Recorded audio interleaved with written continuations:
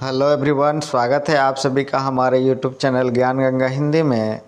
और आज हम आप लोगों के लिए लेकर के आए हैं संघवाद का प्रश्नोत्तर। इस पाठ को हम लोग बहुत पहले पढ़ चुके हैं, अब हम इसके क्वेश्चन आंसर को देखेंगे। मैं आपको बता दूं, इस वीडियो का मैं पीडीएफ भी इस लिंक में दे दूंगा, वहाँ से आप डाउनलोड कर सकते हैं और आसानी से पढ़ सकते हैं। इसके लिए इसमें मैं पासवर्ड बताऊंगा, उसके लिए आपको वीडियो देखना होगा। तो चलिए शुरू करते हैं और देखते हैं। पहला और दूसरा क्वेश्चन जो है वो ग्राफिकल है, वो मैप वाला है, इसलिए मैं उसको बाद में बताऊंगा। अभी चलते हैं तीसरे प्रश्न की ओर, जो है भारत की संघीय व्यवस्था में बेल्जियम से मिलती जुलती एक विशेषता और उससे अलग एक विशेषता को बताएं। यानी एक विशेषता मिलती हुई बतानी है और एक अलग की विशेषता बतलानी है। तो चलिए सबसे पहले हम लोग मिलती जुलती व्यवस्था देखते हैं। जैसे है कि भारत में संविधान ने मौलिक रूप से दो स्तरीय शासन व्यवस्था का प्रावधान किया है। यानी ये मिलती हुई व्यवस्था है। भारत में दो तरह की सरकारें होती है, एक संघ सरकार जिसको केंद्र सरकार भी कहा जाता है, और दूसरा राज्य सरकार या प्रांतीय सरकार। यानी दोनों सरकारें मिलाकर के ही वो शासन संचालित करती है। यहाँ दे रहा है कि केंद्र सरकार को पूरे भारतीय संघ का प्रतिनिधित्व करना था और अलग अलग राज्यों के लिए सरकार होगी। केंद्र और राज्य के बीच शक्तियों का बंटवारा संविधान में विषयों की 3 सूची द्वारा कर दिया गया। बेल्जियम में भी केंद्र और राज्य दो प्रकार की सरकारें हैं और दोनों ही अपने अपने देश में स्वतंत्र है। यानी भारत और बेल्जियम में ये समानता है कि दोनों जगह संघीय सरकारें हैं, यानी दोनों जगह केंद्र और राज्य स्तर की सरकारें हैं और वो अपने अपने अधिकारों के प्रयोग के लिए स्वतंत्र है। दूसरा है, इसी में कहा कि इसमें क्या क्या अंतर है, यानी एक विशेषता है अलग की। तो यहाँ हम लिखेंगे कि केंद्र और राज्य सरकारों के बीच सत्ता का बंटवारा हमारे संविधान की बुनियादी बात है। अधिकारों के इस बंटवारे में बदलाव करना आसान नहीं है। अकेले संसद इसमें परिवर्तन नहीं कर सकता है। इसके लिए संसद के दोनों सदनों के 2/3 बहुमत से प्रस्ताव पारित करना होगा। फिर कम से कम आधे राज्यों की विधानसभाओं में उसे मंजूर कराना होगा। इसलिए इस विशेषता को कठोर संविधान कहते हैं।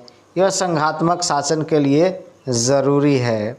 तो यहाँ आप देख सकते हैं कि बेल्जियम जो है उसमें एक अलग सरकार की बंटवारे की गई है और उसमें संविधान की बुनियादी बातों को रखा गया है। तो इसके साथ ये रखा गया है कि इसमें संसद जो है अकेले परिवर्तन नहीं कर सकती है। इसके संसद के दोनों सदनों को बहुमत के द्वारा किसी भी विधेयक को पारित करना ज़रूरी होता है। और साथ ही साथ ये भी है कि ये संघात्मक व्यवस्था के लिए बहुत ज़रूरी भी है कि केंद्र और राज्य स्तर पर इसको अनुमोदित किया जाए, नहीं तो संघात्मक व्यवस्था टूटने की स्थिति उत्पन्न हो सकती है। चौथा है प्रश्न कि शासन के संघीय और एकात्मक स्वरूपों में क्या क्या मुख्य अंतर है, इसे उदाहरण के माध्यम से स्पष्ट कीजिए। तो हम इसके अंतर को लिखने के लिए 2 कॉलम में इसे डिवाइड कर लेंगे। एक हो जाएगा संघीय शासन व्यवस्था और दूसरी एकात्मक शासन व्यवस्था। अब देखते हैं इसमें क्या क्या अंतर होता है। जैसे संघीय व्यवस्था में 2 तरह की सरकार होती है, केंद्र और राज्य स्तर की, और एकात्मक सरकार में एक ही सरकार होती है। दूसरा है कि संघीय व्यवस्था में दोनों सरकारों के पास अपने क्षेत्र, अपने अधिकार होते हैं, और एकात्मक व्यवस्था में सर्वोच्च सत्ता जो होती है एकात्मक सरकार के ही हाथों में होती है। यानी केंद्र और राज्य स्तर पर इसका कोई बंटवारा नहीं होता है। जैसे उदाहरण के लिए भारत है, इसमें केंद्र और विभिन्न राज्यों के बीच जो है सत्ता का बंटवारा किया गया है। और एकात्मक शासन व्यवस्था में उदाहरण के लिए श्रीलंका है, जहां राष्ट्रीय सरकार के पास ही सभी अधिकार सुरक्षित है। 5वां प्रश्न आता है कि 1992 के संविधान संशोधन के पहले और बाद के स्थानों में दो महत्वपूर्ण अंतरों को बताएं। यानी 1992 से पहले संविधान संशोधन और उसके बाद के क्या दो महत्वपूर्ण अंतर है। तो आइए देखते हैं। भारत में सत्ता के विकेंद्रीकरण के लिए सभी राज्य गांवों के स्तर पर ग्राम पंचायतों और शहर में नगर पालिकाओं की स्थापना की गई थी, पर उन्हें राज्य सरकारों से सीधे नियंत्रण में रखा गया था। यानी ये राज्य सरकार के नियंत्रण में आते थे। इन स्थानीय सरकारों के लिए नियमित ढंग से चुनाव भी कराए जाते थे। इनके पास न तो कोई अधिकार था और न ही संसाधन। 1992 में संविधान में संशोधन करके लोकतांत्रिक शासन व्यवस्था के तीसरे स्तर को मजबूत बनाया गया। यानी 1992 से पहले ग्राम पंचायत या नगर पालिका जो थी वो सीधे सीधे राज्य सरकार के अधीन आती थी, लेकिन 1992 में संविधान में संशोधन किया गया और इसको तीसरे स्तर पर लाया गया, यानी केंद्र सरकार, राज्य सरकार और स्थानीय सरकार। इसमें क्या क्या प्रावधान किए गए आइए देखा जाए। ये पहला पॉइंट है कि अब स्थानीय स्वशासी निकायों में चुनाव नियमित रूप से कराना संवैधानिक बाध्यता है। यानी संविधान के अनुसार हर 5 साल के बाद उसमें चुनाव कराना जरूरी है। दूसरा है कि निर्वाचित स्वशासित निकायों के सदस्य तथा पदाधिकारियों के पदों में अनुसूचित जाति, अनुसूचित जनजाति और पिछड़े जातियों के लिए सीटें आरक्षित की गई। तीसरा है कि राज्य सरकारों को अपने राजस्व और अधिकारों का कुछ हिस्सा इन स्थानीय स्वशासी निकायों को देना पड़ता है। यानी राज्य सरकार जो होती है, आपने देखा होगा कि ग्राम पंचायत के कार्यों के लिए वो क्या करती है, अनुदान देती है, पैसे देती है। तो ये चीज़ें हैं। चौथा है कि कम से कम 1/3 पद महिलाओं के लिए आरक्षित है। अब तो 1/3 क्या कहा जाए, 50% आरक्षण कर दी गई है। उसके अलावा है कि हर राज्य में पंचायत और नगर पालिका चुनाव कराने के लिए राज्य चुनाव आयोग नामक स्वतंत्र संस्था का गठन किया गया है। यानी ग्राम पंचायत और नगर पालिकाओं के चुनाव कराने के लिए चुनाव आयोग का गठन किया गया है, जो स्वतंत्र रूप से जो है कार्य करता है। अब है रिक्त स्थानों को भरें, तो इसको हम ऐसे भरेंगे और इसे पूरा करेंगे।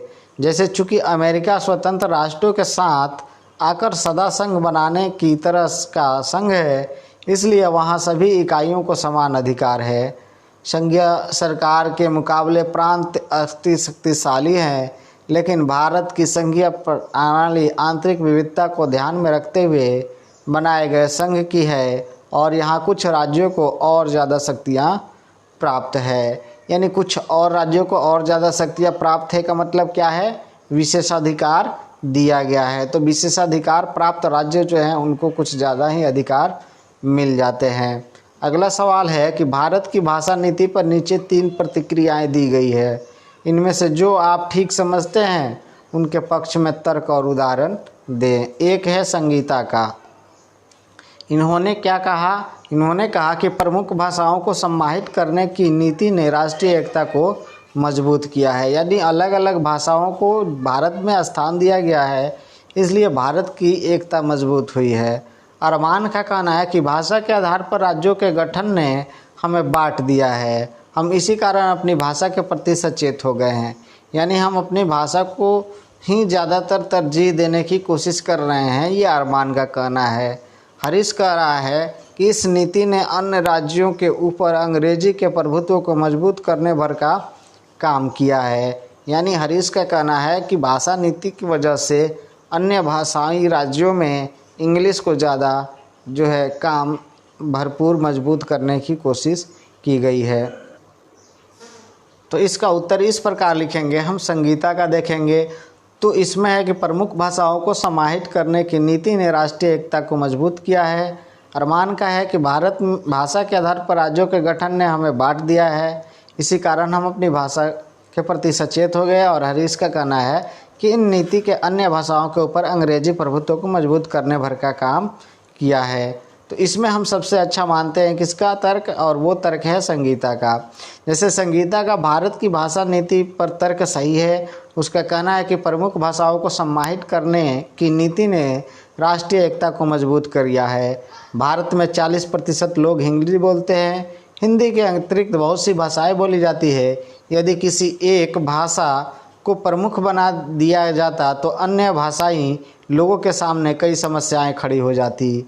भारतीय राजनेताओं ने इसी प्रमुख भाषाओं को सम्मिलित करने के जो लचीला रुख अपनाया, उसी से हमारे देश में शांति व्यवस्था बनी हुई है तथा हम श्रीलंका जैसी गृह युद्ध व अशांति की स्थिति में पहुंचने से बचे हुए हैं, क्योंकि श्रीलंका में यही नहीं किया गया और वहाँ सिंहली भाषा को ज़्यादा तरजीह दिया गया, जिसकी वजह से सिंहली और तमिलों में लगातार लड़ाइयाँ चलती रहती है। तो ये भारत में नहीं किया गया और इससे भारत को बहुत ज़्यादा फ़ायदा पहुँचा। 8वां प्रश्न है कि संघीय सरकार की एक विशेषता है।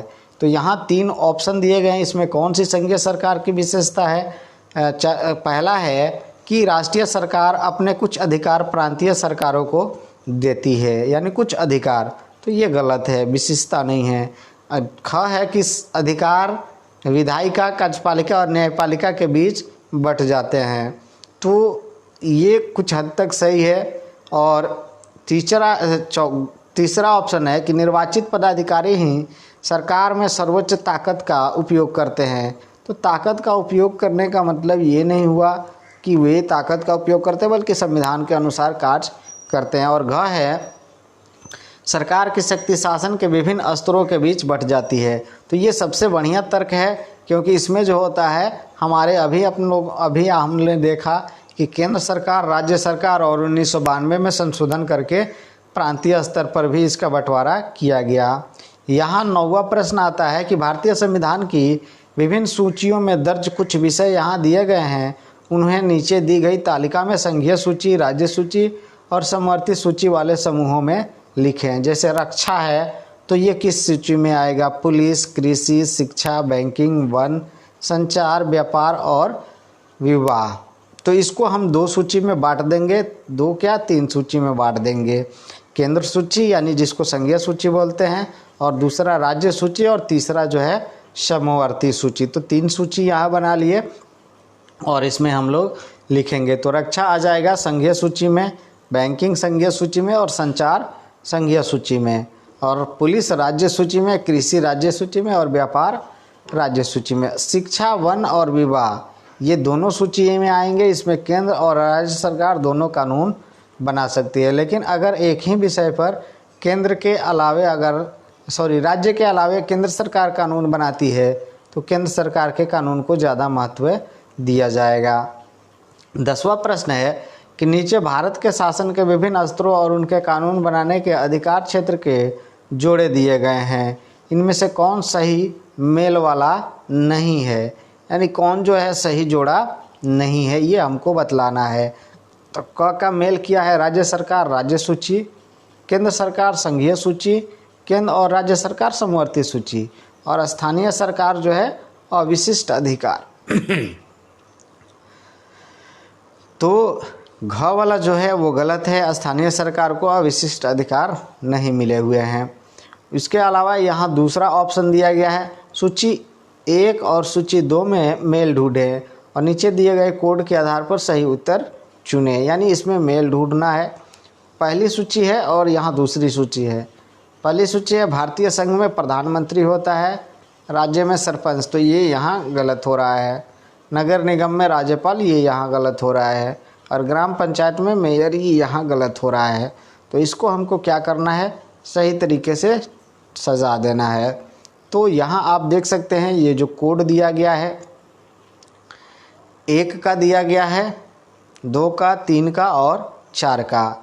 तो यहाँ कोड दिया गया है, एक द है, अ है, ब है और स है। तो इसको हम सही तरीके से सजा देंगे तो सही ऑप्शन क्या हो जाएगा, यानी पहले का कौन सा सही है, भारतीय संघ जो है उसका क्या सही हो जाएगा, तो उसका हो जाएगा ब, फिर स, उसके बाद द और उसके बाद अ। तो इस तरीके से हम कोड से क्या कर लेंगे, इसको सजाएंगे। तो हमारा सही आंसर आ जाएगा, वो हो जाएगा अ, स, द और ब, यानी मेल खाने वाले जो ऑप्शन हैं वो सही करेंगे तो हमारे सामने ये ऑप्शन सही निकल करके आएगा। तो यहाँ हम इस तरीके से समझ लेते हैं, जैसे इसमें सही मेल क्या खाएगा? भारतीय संघ में प्रधानमंत्री, ये तो सही है। राज्य में क्या होते हैं? राज्यपाल होते हैं। नगर निगम में मेयर होते हैं और ग्राम पंचायत में सरपंच होते हैं। तो इस तरह से इसको मैचिंग कर सकते हैं और सही आंसर बना सकते हैं। अब चलते हैं 12वें प्रश्न की ओर। कराए इन बयानों पर गौर करें। पहला है क कि संघीय व्यवस्था में संघ और प्रांतीय सरकारों के अधिकार स्पष्ट रूप से तय होते हैं। दूसरा है भारत एक संघ है क्योंकि केंद्र और राज्य सरकारों के अधिकार संविधान में स्पष्ट रूप से दर्ज है और अपने अपने विषय पर उनका स्पष्ट अधिकार है। स है कि श्रीलंका में संघीय व्यवस्था है क्योंकि उसे प्रांतों में बांट दिया गया है। और द है कि भारत में संघीय व्यवस्था नहीं रही क्योंकि राज्यों के कुछ अधिकार स्थानीय शासन की इकाइयों में बांटे दिए गए हैं। तो ये भी गलत हो गया। तो हमारा सही क्या हो रहा है? अ और ब जो है वो सही आंसर हो रहा है। तो इस तरीके से जो है ये हमारा कंप्लीट हो गया। अब चलिए पहले प्रश्न की ओर चलते हैं। कह रहा है कि भारत के खाली राजनीतिक नक्शे पर इन राज्यों की उपस्थितियां दर्शाएं। और क्या क्या बताना है? मणिपुर को, सिक्किम को, छत्तीसगढ़ को और गोवा को। तो सबसे पहले हम क्या करेंगे कि एक मैप बना लेंगे भारत का और उसमें हम जो है इन चीज़ों को लिखेंगे, नोट करेंगे। तो यहाँ आप देख सकते हैं मैंने जो है एक मैप बना रखा है। यहाँ हम क्या कर लेंगे, ये वाला जो हिस्सा पोर्शन देख रहे हैं ये हो जाएगा हमारा मणिपुर और उसके ऊपर हम देख सकते हैं ये हो जाएगा सिक्किम।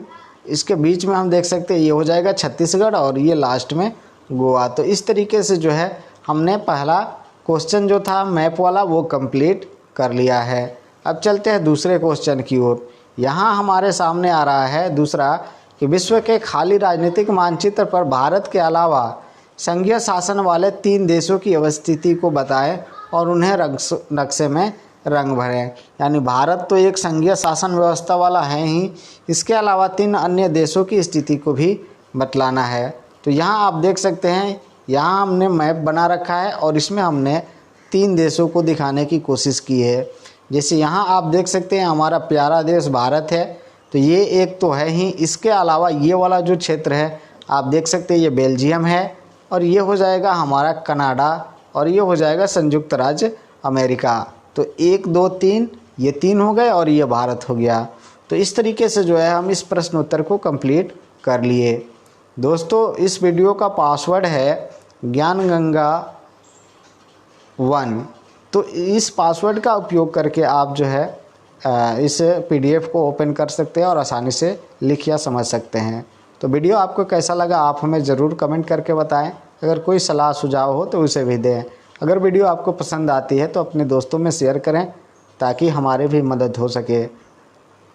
तो आज के लिए बस इतना ही। मिलते हैं फिर नेक्स्ट वीडियो में नेक्स्ट जानकारी के साथ। तब तक आप पढ़ते रहे, सीखते रहे, देखते रहे। धन्यवाद।